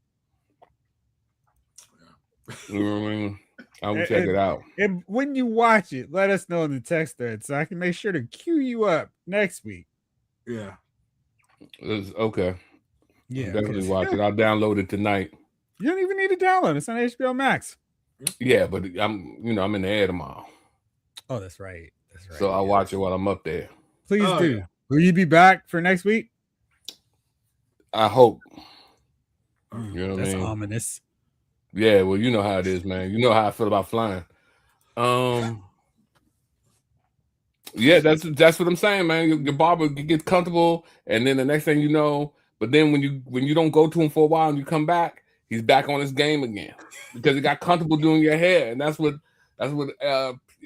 without competition, man, that's what it bursts, man. So hopefully, you know, from what I'm hearing Microsoft lost the war. They're about to bow out, but I'm hoping that isn't true. So is that what it is? For word on the streets. High quality games, yes. I think that's sadly what it is. I mean, but the Switch is still making great games for a lesser price and can churn out stuff left and right. I don't, but why? They lost some excuse. I don't know why they just didn't do what they were supposed to do, and the Halo failed, the Gears of War failed. They had some good games, man. They had some good stuff. I mean, because technically speaking, you're trying to appease shareholders for Microsoft of, hey, we need to get share prices up. We don't really care about your video game division. As long as you spit out the next Windows, whatever, we're happy. But all these random subsidiary game developers that aren't really helping our bottom line, we're not going to do. And especially to have exclusive titles, which cost a lot of development money. We don't have time for that. So it wasn't probably a great pairing. Sony is very much understood PlayStation is a core generator of revenue for their business. So they're willing to spend more money on game development and licensing publishers that Xbox just wasn't going to do. You think that a guy who makes $543 a second would allow for somebody to go in there and make a great game? Oh yeah, man. I mean, going to the barber nowadays, bro, is like you and a lady friend going to the movies. That's what the price is now. It's almost like $60 to see your barber. $50 for the cut, another $10 in tip. Hey man, I bet with the Knicks, man. I had them Knicks. I had a plus 550 on them Knicks from 6 weeks ago. I knew they was going to win it all. Something told me the Knicks are going to win it all. Yeah. Well, the Knicks won it all. We're taking a private jet. And I was able to buy my Lamborghini this week because of what the Knicks did. Wait a minute. Are you telling me you're not going to a farmers convention? It is a farmers convention. Oh, okay. All right. Okay. It is a farmers convention. All right. Sit down, relax. I was a little worried. It's the impact of getting goats to that island. Okay. Wow. All right. You know what I mean? Economically, strategically, philosophically. So. Excellent. Okay. Diabolically. If Thanos wants to know, Chief, you're going to watch the Fierce. We need to get Chief to watch the Raid 1 and 2 first. So, I tried to watch the Furious the other day, man. But I don't know what was playing. It didn't look like the Furious. It wasn't a lot of karate. It looked like a lot of dialogue. Oh no, that was not the Furious. Yeah. I don't know what movie you were watching. It was not the Furious. Yeah. So there is some dialogue in the movie. Mark A says, I've heard Microsoft is going to cut Xbox loose to its own designs. They'll still be around, but maybe they'll get better without corporate decisions once they get enough money to succeed. We shall see. All right. Now the Chief is here. Last week on the show, we talked about some of the worst sidekicks and just briefly touched on them. And we decided that would make for a fun full show. So let's get into it now, because I didn't want to just be negative the whole way through. I'm gonna do best and worst. So Jace, you want to kick us off with one best, one worst? Okay. All right. Let's go with, so we're doing, just make sure we're doing TV, movie, comics, anything. Anything's wide open. Okay, cool. All right. I'm going to go with my first one is going to be best sidekick, Turtle to Vinny Chase. You had that with the... I actually did. It's fine. I'll figure out another one. No problem. I mean, Turtle was, hey, you need a boss, I got it. But hey, he would call him out when he needed to. Very, it was silent treatment. Well, freak you too. This is Turtle from where? Entourage. Oh, I never watched that show. Okay. All right. Oh, this is not as easy as I thought it I would. feel like y'all want to take me out to the shack sometime. I don't quite understand how you didn't watch get a piece of hickory and introduce it to the back of my skull. That's really interesting, though. I mean, just it feels like the kind of thing you would just have to watch at some. I mean, because you're of a certain age where you would appreciate the non-PC-ness of Entourage. Yeah, but Entourage was about 20 years ago. 15, I mean, 20? Yeah, but at that point, you would have really appreciated it being that kind of deal. I was outside every night. I wasn't home for Entourage. Outside every night. Let me just say that I was doing my own entouraging. You know what I mean? So yeah. All right. Okay. My worst. I'm gonna go with Oliver to season 4, Felicity and onward. Because he was a sidekick in his own show. Season 4, Felicity. Who? Oliver to Felicity in Arrow. After season 4, it was Felicity's show. Okay. And Oliver just ran around doing whatever Felicity needed to have happen. Okay. Yeah. I didn't watch Arrow. So it's not as easy as I apologize for that. It's fine. It's okay. So I'll start off with my best and worst. They are the same character. Barney Stinson from How I Met Your Mother, seasons 1 through 3. And then worse, Barney Stinson from seasons 4 through whatever, How I Met Your Mother. Because, gosh, he went from being the perfect wingman to being the obnoxious, hey, I'm in the center of everything. Nothing's going on without me character. And it just became really annoying. So, yeah, that's mine. Chief, if your camera wakes up, what's yours? Did he become annoying because he became popular or? What are you doing? You eating? I mean, when you come back on, you had his camera muted. Let's keep the camera on. It's all right. So, all right. So Barney was season 1 through he was a guy. Hey, I am your man. I'm gonna make sure you have a good time. No, hey, you're not the one getting married. You're my buddy. I'm okay with you having a girl, but we're gonna enjoy our lives. After season 4, it was really they were on the bubble, and there was an episode where Britney Spears was the cameo, and she saved the show, but Barney ended up being the one who messed around with Britney Spears. After that point, Barney became the center of the show, and he just completely ruined it, and him as a character. Oh, okay. Yeah, but I'm thinking all the cast members probably appreciated having 6 more seasons of Paycheck. So, and this is How I Met Your Mother. Yeah, I never watched it. Sorry, he was outside. I was outside. So, what's your first one? Your best and your worst, Chief? So I got 2 words off the top, but they're together. They're a combo pack. Zach Braun and Magenta Lewis from Sky High. Never saw it. It's okay. One dude glowed, but you couldn't tell he was glowing, and the other girl turned into a guinea pig. And that was their superpowers. Wow. Best sidekick guy, Donkey. Okay. Shrek? Yes, sir. Okay. Mouse from Devil and Blue. That's a good one. Mouse is good, man. Another best sidekick, Marissa Tomei and my cousin Vinny. Yeah. Bad Cheddar Bob. What? Cheddar Bob? Hey, man, Cheddar Bob. A line. Cheddar Bob shot himself in his foot, man. With his own gun. All I know about Entourage is the fake Aquaman. How would you known about the Aquaman movie? I mean, Can't ever just did that on Green Arrow, how they just sabotaged it. Yeah, it got really annoying with her because she was so great in the first 3 seasons, and then all of a sudden, well, the first 2 seasons she was awesome. Then season 3 was like, what's happening?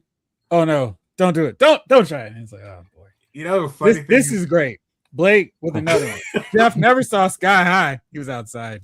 You know, I actually just watched the crossover with Felicity in The Flash, and it was like Felicity and Grant Gustin had really good chemistry. It was like, wow.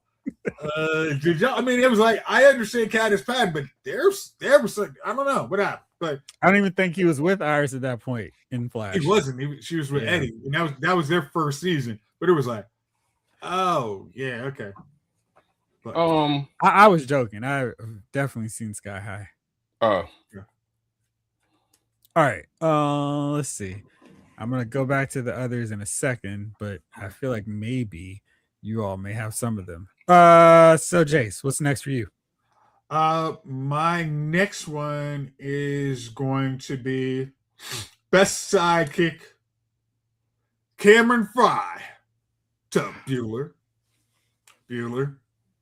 That's a good one. Bueller. Anybody Bueller?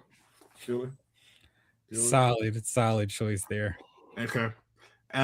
My next one is going to be Patsy from Jessica Jones. She's another best? Oh, worst. Oh. Oh, no. She was so bad she stopped making me watch the show. That was her cousin or something that she grew up with? Yes. Yeah. Just, I don't know what they decided to do. Like, ooh, let's have Patsy have power and be super annoying. Like, yeah. Barry Grant had great chemistry with everyone but Iris.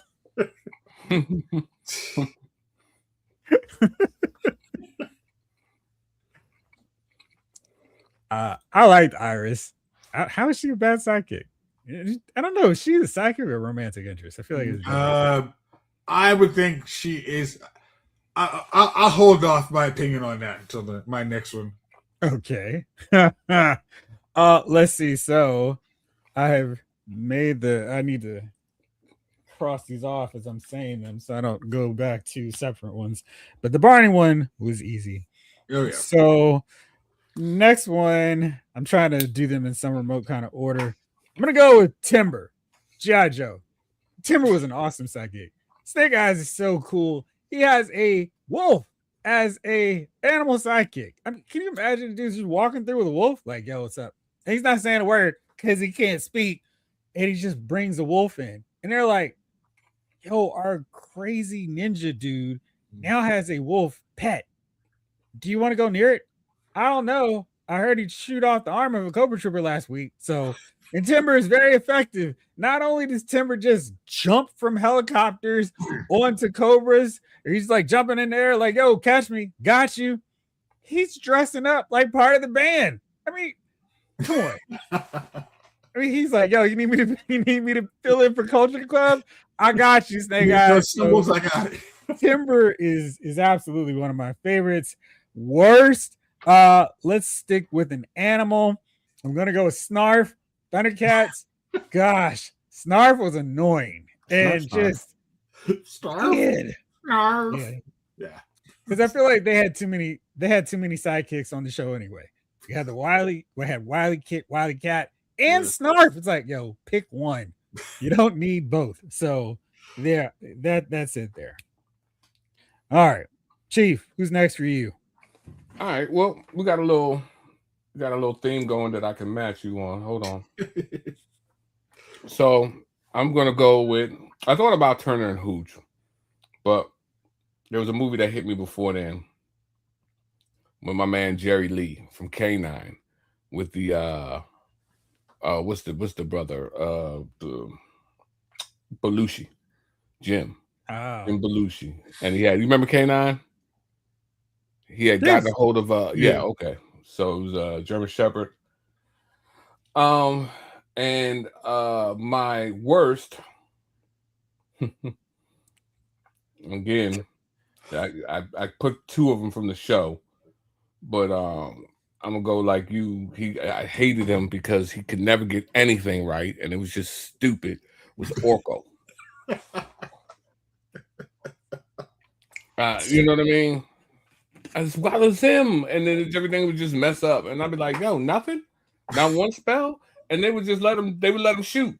You know what I mean? Remember, Bronx Tale when they was like, "I don't want his dice touching, them touching the money. Put him in the closet." I feel like they should have done that with Orko. I don't want his magic messing up whatever we got going. Put him in the closet, man. So yeah, I'll politely disagree with you. Orko at least is effective. Yes. And how's Orko effective? Because he'd occasionally get it right. And he was trying to help. He wasn't hiding under things like so many other cartoon Orko was a horrible sidekick. He was foolish. he was dumb as a box of bricks. And every once in a while the magic would mess up and help them out. That's not, it wasn't that the spell went right. It was the spell went wrong. It would help them out. So lawyer, I like to there is a percentage of positive effect, therefore he's not ineffective. You know what I mean? Hated Orko. Oh, man. And then at the end of the joint, he would try to give you a one to grow on. Exactly. He taught us stuff too. Get your magic right, then tell me how to live my life. Let's see here. Let's get some of these from the chat because I feel like these probably will not be repeated. There are some that I think will, so I'm going to hold off on those. Henry G, best TV sidekicks, Tommy and Cole. But Tommy ain't got no job, man. David Thanos says best Goose. Goose has one purpose. He plays on the piano and cracks his head. Right. And Goose is always listed on, he's a great sidekick. He's not. Whoa. Goose, again, Goose was a wingman in all sense of the word. He's the dude playing piano to help Maverick get over. He's literally the essential wingman. Like, absolutely not. Goose is a great wingman. He's a great wingman. Yeah. If this was best wingman, sure. He is not the best sidekick. Because he doesn't survive. Joe and Barry had more chemistry than Iris. Man, it was on girl Iris. David Thanos says she's bad because Barry always. I was reading she's bad, totally different. She's bad because Barry always had to rescue her, and she's a love interest. Love interest is I don't know. I wouldn't count them as side. Hey, I'm sorry. Remember, they're the Flash. I remember the last season I watched Flash was she got stuck in the mirror. I never saw her get out. I never saw it. I wouldn't recommend watching it to see how she gets out. I never saw her get out. Like Orko's all do as I say, not as I say. He learned the lesson. Then it was like, hey guys, you might have remembered from the episode earlier. I messed up. Right. Here's what you can do not to mess up and screw over your friends. Right. He was like providing us help. He's helping in the bar one moment of playing a song. So they get with Kelly McGinnis. And where is she in Top Gun Maverick? So clearly Goose didn't do enough. She's actually she's somewhere looking her age. For whatever reason. Thank you, Henry G. This sucks. Right. Exactly. They cryogenically freeze Tom Cruise so he doesn't age. All right, Tom, we finish this movie. Go get into the cryogenic machine. I'm just, man, there was no way Goose was going to make it on my list. And I'm shocked and appalled that he's on some of these lists. I knew he was going to bite it. You're my bestest friend. What would I do if anything happens? Goose's entire purpose is to get killed. Jane says throwback. I think I might put Rollo from Sanford or Son in the worst category. He was shady. That's pretty good. All right. Let me see if there's some other ones. Boy, Tyrese Daniels. I feel like I'm butchering it. I apologize. Scrappy Doo. What? Yeah. I hated Scrappy Doo. Yes. Like, bro, run. Why are you trying to fight? And it's always the little dude, right? He literally yes, it is always a little dude. He literally reminds you of the little yappy dog you see all the time. It's like, dude, I'm trying to be nice by not having PETA on my tail, all right? Move your tail away from us. Yeah, man. They always had to run, then run back, grab Scrappy, and then proceed to run again. That's because Scrappy had heart. He wasn't a coward like Shaggy and Scooby. He was like, come on up. I feel like Scrappy gets hated on for no reason. Scrappy was funny. It was like, dude, you're not going to beat these guys. You're not going to whoop them. But occasionally, he put his little puppy power in there. The only issue with Scrappy was he got overused. And that's when people were like, he's not fun. David Thanos, one of the most underrated sidekicks, is Buddy from Charles in Charge. You know what? That's a great call. And along those lines, Larry from Three's Company as well. That was one. He made a couple lists. The best sidekicks were Burner and Jules. Remember the Titans. Left side, strong side. Oh, absolutely. Each other's sidekicks. All right. Let's see. Maverick had to carry Goose the whole way, literally. David Thanos, Ving Rhames, Mission Impossible. Oh, that's a good one. Blake, Scrappy Doo was Leroy Jenkins of the show. Running into Leroy Jenkins.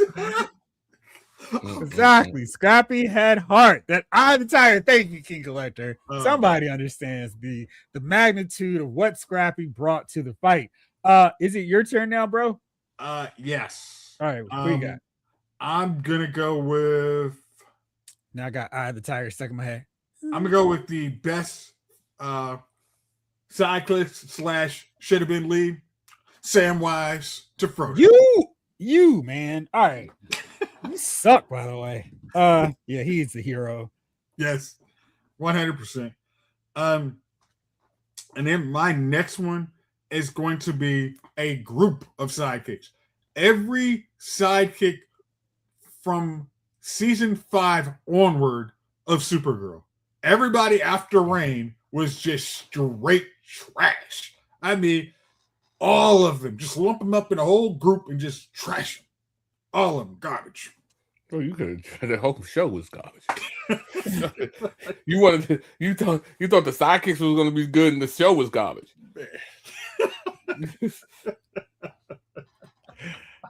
Yeah, nothing. He's banned from everywhere. All right. So mine. Let's see. Since you're just like snatching all mine, I am going to stay with Lord of the Rings. Okay. And I'm going to go Legolas. Legolas is a real sidekick. He doesn't talk. And you left this brooch from your girl. Here you go. I brought it back for you. And Legolas is so cool. He can just go whoop, hitch a ride. I mean, Legolas is a man. And he's got Aragorn's back big time. He eventually has Gimli's back big time. He can take a whole elephant down by himself and look cool. Superhero landing. And just come on, man. He's the guy. And that's the thing about Lord of the Rings. They have not one but two really great sidekicks. Legolas for sure, absolutely. And so with him, let's see. I'll go with another live action short round. Temple of Doom. Indy, help! Yeah, the kid with the heart of gold, and I'm happy that my guy has a job and doing stuff now. But boy, he was annoying watching. And Temple of Doom. Yeah, he went to Cali. Now he's with WA grand finale. All right, Chief, what's next for you? Best Ed McMahon. You are correct, sir. That's all he did. You are correct, sir. I remember watching that joint, and as a child, I remember looking at him like, why does this dude here every day? I couldn't figure it out because he wasn't getting interviewed. He was nobody I knew of, and he was just always sitting there agreeing with Johnny. Well, I think 2 pickles with watermelon is delicious. You are correct, sir. And so good old Ed McMahon, baby. I mean, you need somebody to co-sign with all your worst impulses. Exactly. And also somebody who's going to give you $1 million.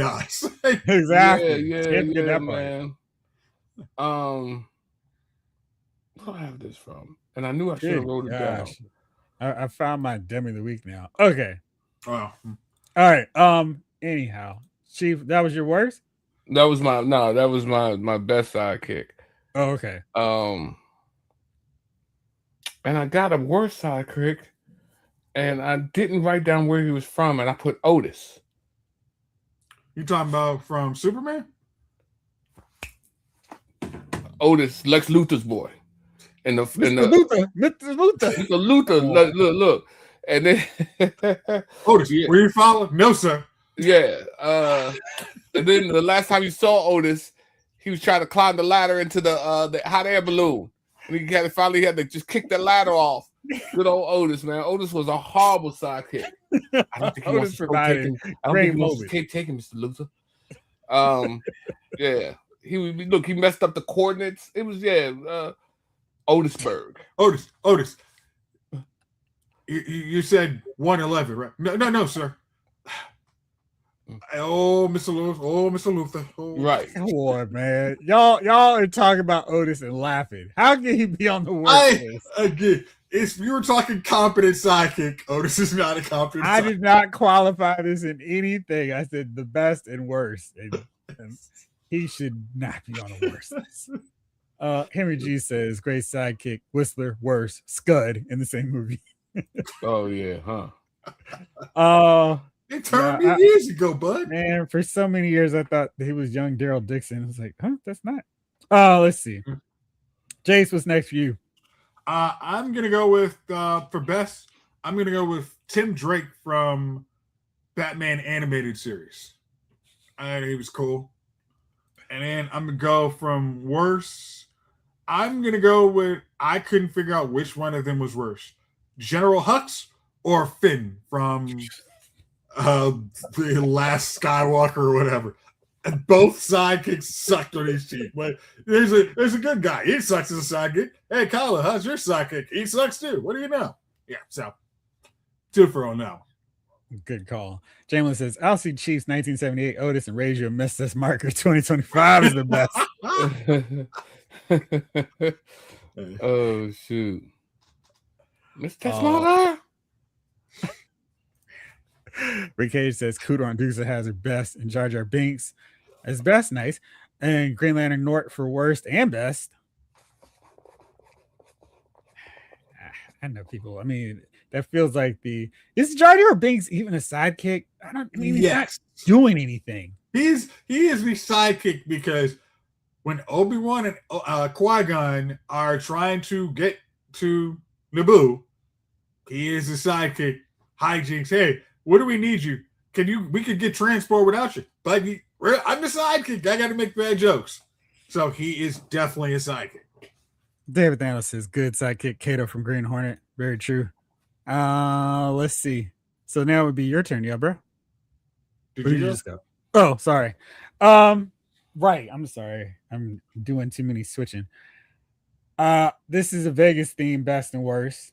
So my first, the best sidekick, who kind of plays into the same question of Henry G. Best sidekick, Kid or Michael. Not sure who the sidekick is here. Rusty Wallace from Ocean's 11, 12, and 13. Okay. Rusty was great. Brad Pitt was at his coolest in these movies. He didn't even have to say a lot. Danny would just talk. So what do you think? You think I should do that? All right, I'll do it. Yeah, go for it. He is so peak level Brad Pitt coolness. His kids may not agree, but I thought he was awesome in these, and Rusty for sure. And then on the worst side of sidekicks in Vegas, Mr. Chow and Hangover Part 3 went for being one of my favorite parts. I mean, in Hangover, the first one is just every scene he's in is hilarious. Second one, like, okay, he's still funny. Third one, I couldn't stand him. He's so annoying, obnoxious, and just take away from so much of the fun from what he was doing in small doses in the first one. Now it's like, let's make it all about Chow. Tricks is no fun. So that is my one for that one. Chief, who's next for you? Worst sidekick, C-3PO. He's fluent in over 5 billion languages. I hate it. This dude, you know what I mean? He always wanted to run. And R2-D2 was always the one like, nah, we staying, we not running. He's trying to get, C-3PO was always trying to get low. Get low. Yeah, man.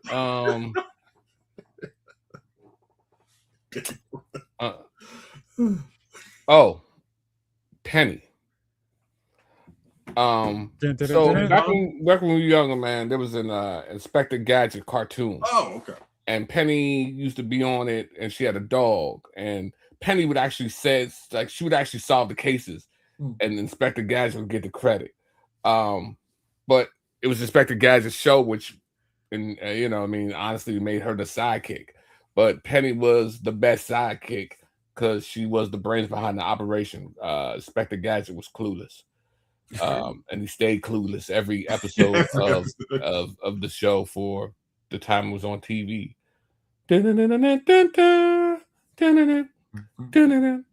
Yeah, I thought his name was Brain King Collector. Thank you. Yeah. Family says absolutely, Chief. Penny and Brain were the real heroes. Man, I would not insult Vasquez calling her a sidekick. She is the machine gun toting Gorman. You always work. Oh man, I will not stand for hearing Vasquez as sidekick. She is. I mean, maybe she's supporting character, but man, she was so cool. And she went out like a G, didn't she? She did, man. Yeah, man. Absolutely. That's how I want to go out, holding on to the grenade. I mean, she even made Gorman actually less useless. I mean, like, all right, Gorman. My man popped the grenade. She looked at him. She knew the assignment. Let's go. Ain't going to use me. Dwight, best and worst. Pack Rat for best sidekick. You got to have Chopper from Rebels. Prime example for why droids need to get reset here. I don't know why we didn't see that. Oh man, that Dwight. Oh, he's on my favorite list just for that. As much as I love him, Pinky was a bad sidekick. Pinky was the best. Right? Yeah. Vasquez is nobody exactly, man. Yeah, she is the star. Yeah, okay. Chief, you want to go out and just also delete your nemesis? That rules. Oh, bro. Mark A says worst sidekick Skippy from Family Ties. He's just using Alice to get them out. Oh, Skippy. He didn't last long though, did he? Hey, wasn't he around for the whole run? Was he? Yeah, I thought so. Oh man, that is taking me way back with Skippy of Family Ties. Wow. That's funny. Let's see. Chief, who's next for you? Or did you just go? Just Jace maybe. Jace, okay. I'm sorry. Go for All it. Right. I'm gonna go with Waylon Smithers. Best sidekick. Who earns? No, sir. They're not saying boo, Mr. Burns. They're saying boo, Burns. Then I'm gonna go. Was on for 54 episodes, by the way. The next one, worst sidekicks are the ones I mentioned last week, but all of the kids from Defenders of the Earth, all of them sucked. We're all so ready. Like, can you guys go away? We did not pay our free TV to watch you guys muck it up. So, yeah, you gotta go. Best character, worst sidekick, Starscream. Oh gosh. David Thanos, best sidekick, the Enforcer, Arn Anderson. Great call. Let's see. I will go next with Fennec Shan from The Mandalorian and Book of Boba Fett. She's awesome. She's just, I mean, she's really the thing, the glue holding it together in Boba Fett. And let's see, for worst to go along with her, let's see. I will go with T-Bob and Scott from Mask. Gosh, so annoying. Mask had too much cool stuff going on. We had transforming cars, we had Mask with superpowers, and then we had this bumbling robot and this kid who could not stay out of trouble. Please stop. Mask has too much. Yeah. Oh yeah. No chance of that. Yeah. Chief, who's next for you? Let's see. I'm running out of people. Hold on. Let's see where we at. Jeff Green, Curb Your Enthusiasm. All right. He just, he would just be right down in the mud with Larry, man. his wife hated him, and he'd always bring Larry over to the house anyway. Yeah, man. I used to love me some Jeff, man. Who's your worst? Do you have one?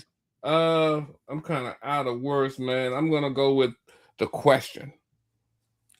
From Justice League Unlimited? Yes. Nice. That is the worst character sidekick. I can't stand the Question, bro. What? I can't stand him, man. He can't. He doesn't do shit. He deduces things.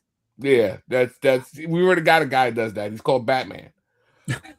Wait, I mean, this dude was about to sacrifice himself to let Lex Luthor try and assassinate Lex Luthor so the Justice League wouldn't get got. Boo! He's a sorry character. He was a down for, and he was one of the few guys that actually hooked up. He was like, Huntress, I don't know why the rest of them are paying attention to me, but I will. Yeah. And the Huntress was out of her mind. She had so many problems. So crazy. He likes a little craziness. Like, I didn't like him. I don't. You listen, chat, get at me, do whatever you do. I see the 100 questions out there. I hated that dude. Question. I hated him. No question. Chief, you know what I mean? I would look at him and I'd be like, why do I have to read this? Wow, that is with a stupid mask. He was what's his name from the movie with the blue guy, but he was not as cool. He was on Rorschach? Right. That's what he reminded me of. Rorschach. Rorschach is based off the Question. Rorschach was cool. The Question ain't. I've never heard the Question say, I'm not locked in here with you. You're locked in here with me. The Question never hit that. When the Question hits that, I'll respect them. Wow. Yeah, it's a great figure. Couldn't make eye contact with him. Jeffrey Combs. Oh boy, I'm just shocked and amazed. Chief is just let's go with two more. Okay. So let's see if anybody has this one. David Thanos' best sidekick, Simi. Yes.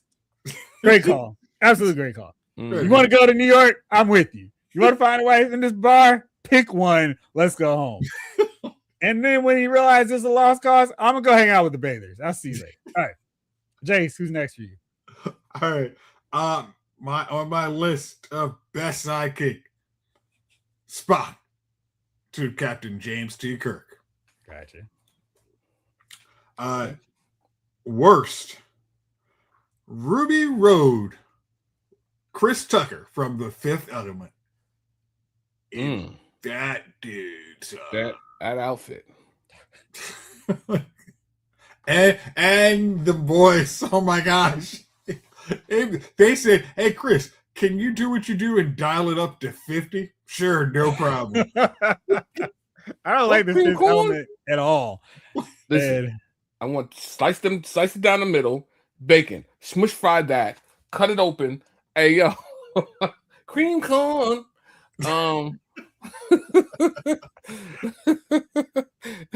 Hey, do you see us? Oh, okay. I'm cool. Chandler says Little C's best. Worst, that guy that danced in the videos and did ad-libs. I see what you did there, Jamelin. Come on. Can't stop. Let's see. I'm going to go with... now that I'm closing in on the end. I said two more? Yeah. Chewbacca. And it's a real toss-up between 1 and 2, but I'm going to go with Chewbacca because he was down for whatever foolishness Han Solo wanted to do. There's 50 stormtroopers and you want to go chasing after them? Or I can go with these two? All right, I'm going to roll with you. Oh, I'll rip some arms off if you need me to. I got you. And I'm going to go smooth my hair back just to let everybody know it's serious. You need me to hang out with some killer teddy bears? Got you. I'll break this. I will throttle this dude for getting you frozen. Chewbacca was the ultimate. He is a wingman because one, he doesn't get killed. I don't care what these goofy moves did. Hey, what? You want to shoot my dude? Bam! Oh man, Chewbacca is absolutely the top hero sidekick. Worse, I'm gonna go with loser sidekicks. I'm gonna swing it on over to Marvin and Wendy, who have no powers, who just have a dog that they put a cape on for some reason and try to go, hey, I got an M, I got a W on my shirt. You should just put L's because you're both losers.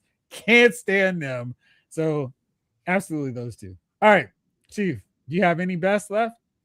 Let's see the best. Let's see. You're the best around.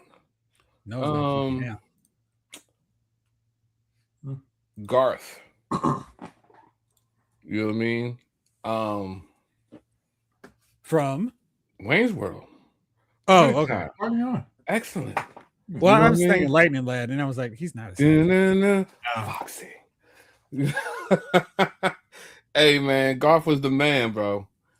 Had me crying, man. Yeah, I might watch Wayne's World tonight, man. There you go. You know what I mean? There was Mike Myers had a nice little run, man. He did. Oh yeah. Excellent run. All right, bro. Who is your final?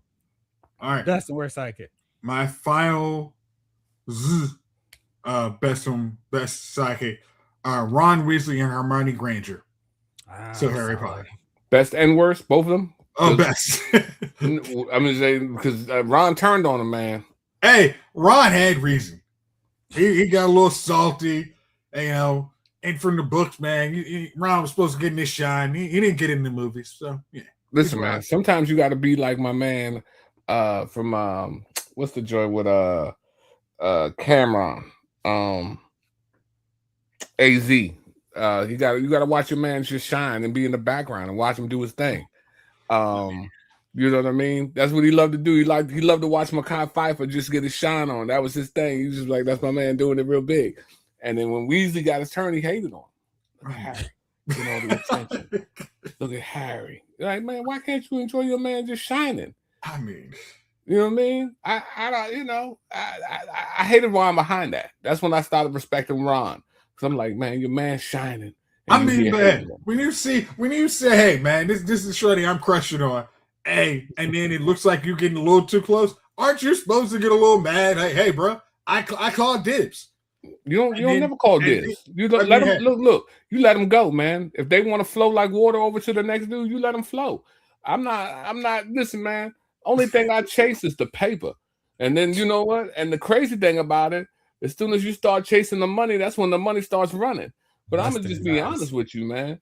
I mean, if she want to go and chill with Harry, then I'm like, yo, man, listen, I'm all right with it. I mean, but technically speaking, at that point, Harry was messing with his sister, and now you're gonna try and be taking my girl. I got issues with that. We're men. Let it be. You're men. We're men. We'll let it be. Don't ever take the side of the ladies. You know what I mean? You know, it's all right. Be like, yeah, man. You know, maybe the sister. You know, I'm like, look, you go do your thing, man. I'm gonna be back here, look at and see what I could do. And he had a girl that was after him anyways, and he didn't want her. Wheezy, because he was crushing on Hermione. And listen, sometimes you gotta take the bird in the hand. It's worth more than the bush. You know what I mean? Not according to the book of Ron Weasley. Yeah, but this is according to the book of Hush. You know what I mean? Chapter 6, verse 3. You know what I mean? I mean, exactly. You're just gonna be throwing it in my face, dancing with my girl. I understood Ron on that. If she want to go with somebody else, that ain't your girl. I mean, that's true. All right, my worst. Oh no, I gotta do my worst. Oh, go for it. All right, my worst, last worst. Flash in Justice League. Ezra Miller's character. That dude was such a side character. He sucked. I mean, hey, can you make this less fun? Sure, no problem. Any seriousness? You were the person who will make this movie trash compared to what it could be. Thank you. We're talking about the Josh Whedon cut? Oh, yeah. Okay. My worst, Cypher. Cypher waits till they find the chosen one before diming out everybody. You're like, you know what? I know I could have had this steak at any point in time, but now that we found the big key, I think I'm gonna turn now. Dude, why would you do it at that point? You could have done it at any point in time. Because it wasn't an issue because until Trinity found Neo, he still had an option. He thought he had an in. And then when she starts crushing on Neo, now he's got a problem. I'll sell the whole human race out. And my best, ultimate, my number one, because not only is he the best sidekick, he makes sure he has an army of also awesome sidekicks. I'm talking about, and the dude says it. He's superior. It's Soundwave.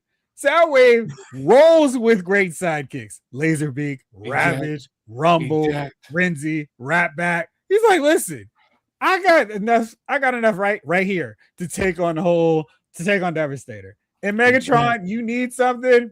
I got you, boss. I'm gonna pick you up. My sidekick is gonna pick up your cannon because that's how we get down. So undisputably, Soundwave, number one. Who's that dude named Rumble? He started to hit the little pop, pop, pop. Terrible. Yeah, that's jealousy. Every movie that jealousness. Exactly. Soundwave is boss. What's up, John? How are you tonight, man? You Jack. Soundwave has his army. And I'm serious. You know what I mean? He's a one-man Decepticon crew. Chief, do you have any more? No, I'm good, man. I'm done. Right. It's 10:02, so let's hit it. Jace, who is your nominee for Dummy of the Week? My Dummy of the Week is Netflix. And the reason why Netflix is my Dummy of the Week. Go ahead. My reason why they're my Dummy of the Week is because they canceled the show called The Barrows. Suck. What? Say what I was going to go. Oh, wait. How do you? I mean, because again, the idea of canceling a TV series on a streaming network after the first season makes no sense. It's, hey, I can watch this whenever I want to.